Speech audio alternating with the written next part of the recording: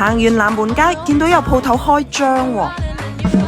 嗱，見到呢個字頭80後，今日仲有水果送啊！開業，還送了乳豬。成個裝修嘅風格就好王家衛嘅繁花。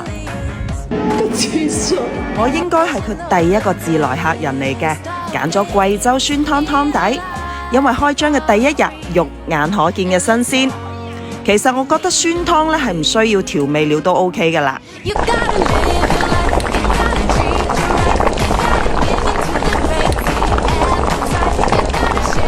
呢度嘅牛肉呢係有兩款嘅，現切黃牛會比較有口感，呢種搭配酸湯我覺得係最啱嘅。